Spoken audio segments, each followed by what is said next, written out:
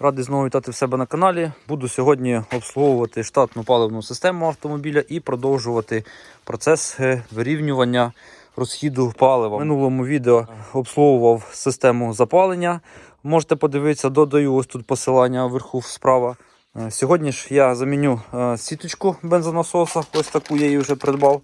Все в деталях вам покажу і розкажу. Фільтр тонкої очистки, знімати паливну рампу з форсунками і вести на стенд її для чистки і для діагностики, дозування кожної форсунки окремо, палива в циліндр. І лише після того, як я буду впевнений, що автомобіль повністю, всі системи працюють справно, заїду до карбюраторщика в карбюраторний центр. Мені потрібен газоаналізатор, тому що у мене відсутній лямбда-зонд, автомобіль Євро 0. Встановлений ось такий СО-потенціометр. Він встановлювався на автомобілі до 2005 року, на сенси також надає. Якщо вам хтось порадив і у вас встановлений точно такий самий, виставити його по напрузі, який він видає, так, цей потенціометр, не вірте, не слухайте, тому що ви його ніколи не виставите так, як потрібно. Потрібно аналізувати тільки якість вихлопних газів спеціальним приладом, який є зазвичай в карбюраторному центрі. Але про датчик СО ми поговоримо з вами пізніше. Я вам розкажу обов'язково все в деталях, окреме відео зніму, як я буду його регулювати і налаштовувати. Майте на увазі, що вони є двох типів. Так? Є ось такий, як я вам зараз покажу, і є трохи іншої форми. Це ви повинні враховувати. Якщо раніше вже здійснювали його заміну, то ви повинні знати. Якщо ні, то домовтеся з продавцем в магазині, де ви придбайте його, щоб один із них можна було просто замінити. Я повернути, вибачаюсь, я зазвичай так роблю, так? Якщо не знаю, що там встановлено, домовляюся з продавцем і просто повертаю йому ту деталь, яка мені не потрібна, запакована. Ось. Але я сьогодні буду конкретно встановлювати ось такий фірми FSO. Раніше вже я його здійснював заміну, на якому пробізі не пам'ятаю.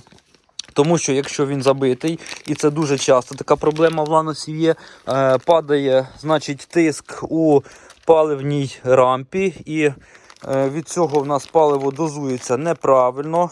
Буде перерозхід палива, відповідно, буде поганий розгін автомобіля і взагалі може бути ряд проблем. До цього ми повернемося, ще я про це поговорю далі. Також в одному із наступних відео, дивіться, я обов'язково покажу, як можна заміряти тиск в рампі, який він повинен бути, але це трохи згодом. Зараз поїхали, будемо виймати паливний насос. Потрібно зняти нам сідушку, задній диван. Приберу кріселко і покажу. Ось у нас кришечка, яку потрібно дістати.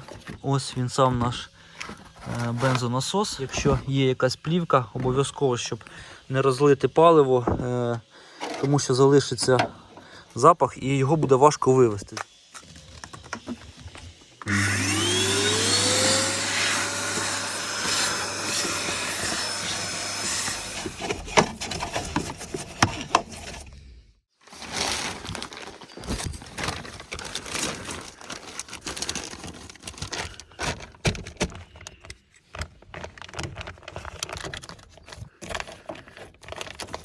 Підготувався для уникнення попаданню сміття в бензобак і попадання палива в салон автомобіля. В першу чергу потрібно, щоб в системі паливній не було тиску. Заводимо автомобіль і виймаємо ось фішку, роз'єм з самого бензонасосу, щоб він перестав працювати. Автомобіль сам заглохне, і тоді починаємо знімати ось ці роз'єми із патрубків, так, на подачу і на обратку. Це також можна зробити, діставши просто запобіжник бензонасосу, або дістати реле. Ось запобіжник на 15 А, ось він знаходиться в підкапотному просторі під час роботи двигуна, або реле. Але я не бачу в цьому сенсу, тому що в даному випадку кінечний результат буде досягнутий один і той самий. А так як все одно ми там вже займаємося, то мені буде простіше, щоб два рази не знімати. Так, завели автомобіль. Ось тут є такий фіксатор, так, фішки самої. Ми його дістаємо викруткою. Ось так. І дістаємо роз'єм. Обережно.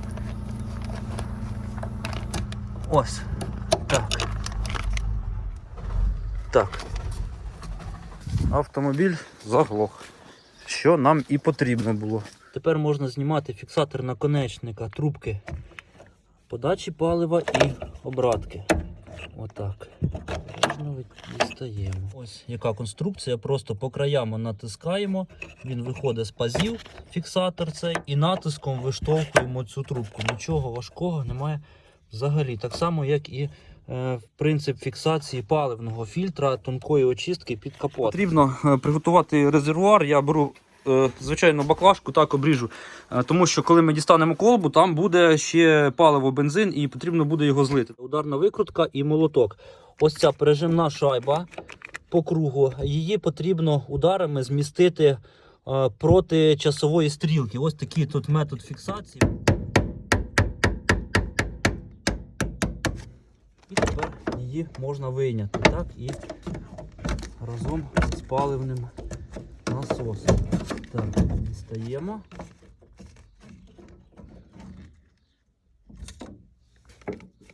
І обережно дістаємо паливний носок із бака. Майте на увазі, він сам лежить трошки в сторону, в бік, в лівий бік автомобіля, тому потрібно більш його направляти так до мене, ось до себе, до правої частини автомобіля. І ось так трошки на сторону провертаємо. Ось по конструкції ви зараз зрозумієте як. І дістаємо обережно, щоб не налити. Беру заздалегідь підготовлену ємність для бензину, щоб не налити. Так. Ось так. Ось. Бензонасос я дістав. Ідемо його розбирати і замінювати сіточку. Накриємо кришечкою. Ось так. Зливаємо з нього паливо. Ось скільки бензину ми ще злили, скільки в самій колбі знаходилося. Він зараз на вагу золота, тому бензин обов'язково залишу в закритій ємності. І він знадобиться в подальшому для промивки там, наприклад, підшипників ступичних чи взагалі якихось технічних цілей для гаража в будь-якому випадку потрібен буде. Наше завдання на даному етапі – це зняти ось із фіксації оцю колбу. Дістаємо, але не повністю різких рухів не робимо, не потрібно її тягнути донизу, тому що там у нас йдуть ось провода. Провода йдуть до датчика рівня палива. Ось такий потенціометр, бачите, від поплавок, ось в залежності він підіймається, так і подає сигнал на панель приборів і інформує водія відповідно про наявність певного рівня палива в баку. І коли рівень палива падає до нижче рівня цього датчика, то він подає сигнал на, знову ж таки, на панель приборів і загорається лампочка.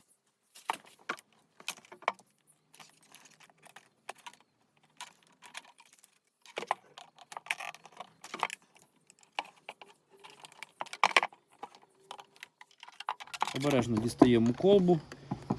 Залишки палива ще у нас витікають в будь-якому випадку. Так, є. Повністю ви її не дістанете, тому що сам насос, він там ще всередині в самій колбі. Потрібна ось така проволока із загином. Цих проводів не вистачить, щоб дістати сам насос. Ось, тому потрібно від'єднати із фіксаторів усі датчики. Це все робиться дуже елементарно.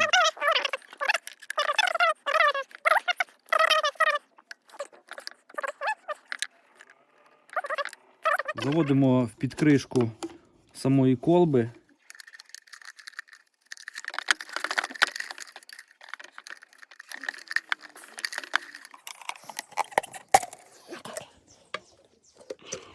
Так, обережно дуже дістаємо.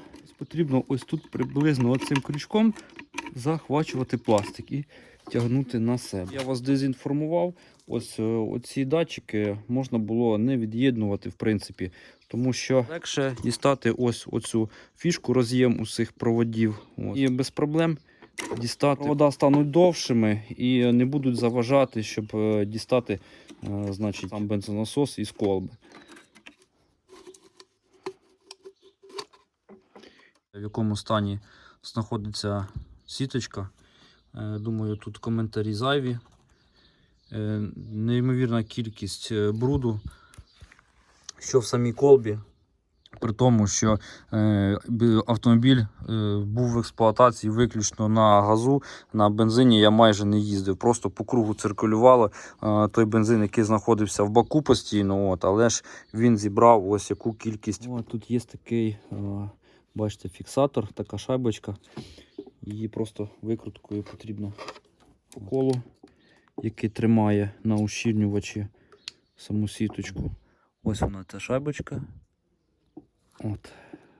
Встановлюю зараз новий і трошки згодом я обов'язково це розріжу, оглянемо його більш детальніше із середини. Так? Ще раз наголошую вам, друзі, про те, що майте на увазі, що вони бувають двох видів. І щоб ви не прогадали, тому що процедура така займає часу і повторно збирати, розбирати, чесно кажучи, мені не дуже хотілося б.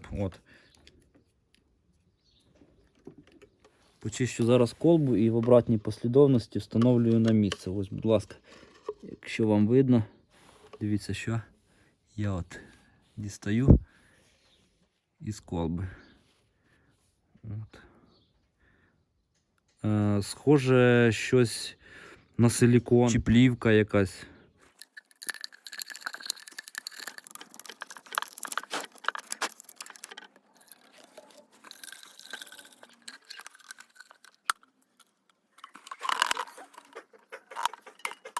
Встановлюємо назад. Перевіряємо, чи все у нас працює належним чином.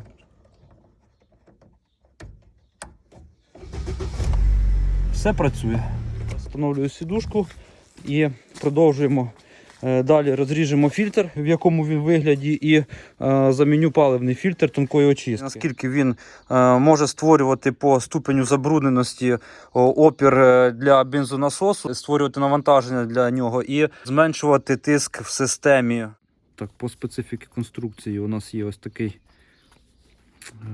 скажімо, упор, назвемо його так, для того, щоб роздавало сіточку, щоб вона не склеювалася між собою, між двома частинами. Ось вона нам не потрібна.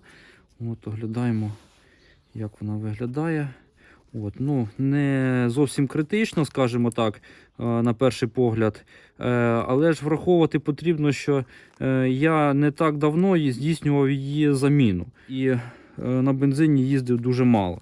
Цьому розхідному матеріалу треба приділяти увагу і замінювати його, тому що багато проблем може виникати, якщо вона забита. А забита вона може бути, як ви бачите, повністю. У мене ще не досить все критично. Ось так. Вона була білою, ця сіточка, коли я її встановлював. Просто вона набрала в себе бруду. Думаю, зі своєю роботою вона повністю справилась. Ось дивіться, який бруд. Весь він тут затриманий. Тисяч через 20 я його дістану і заміню знову на, можливо, більш якісніше. Наступним етапом у нас буде заміна фільтру тонкої очистки в парі із сіточкою. І насправді все елементарно просто. Ось такі самі фіксатори, ви можете бачити, натискаються. Конектор на масу. Марка LSA, не можу нічого сказати про якість. Встановлений в мене був ось такий, зараз навіть не пам'ятаю, тому що, чесно кажучи, здійснював його заміну не так часто. Зливаю також закриту ємність. Вона мені знадобиться для технічних цілей в подальшому. В якому разі я його не викидаю. В одному із наступних відео я зроблю дуже цікаву, необхідну і корисну річ із нього. Тому обов'язково підписуйтесь на канал і слідкуйте за новими випусками відео. І ось тільки тепер я знімаю паливну рампу з форсунками і везу її на стенд для чистки, обов'язково і для діагностики дозування кожної форсунки окремо палива в циліндр. Впевнений, що результат після чистки буде набагато кращий, ніж зараз є. Як її дістати, рампу, все дуже просто, відео не знімав, зараз вам розкажу. Ось вона тримається на двох болтах. Ось одне місце і друге, ось усі отвори, вони фіксуються. Виймаємо її з отворів посадкових місць, ось там, які знаходяться у впускному колекторі, ось пальцем показую. Просто тягнемо її наверх і виймаємо всі 4 форсунки разом з рампою і витягуємо її ось так набік, на сторону, і вона з легкістю демонтується. Поїхали на стенд, зараз поставимо, подивимось.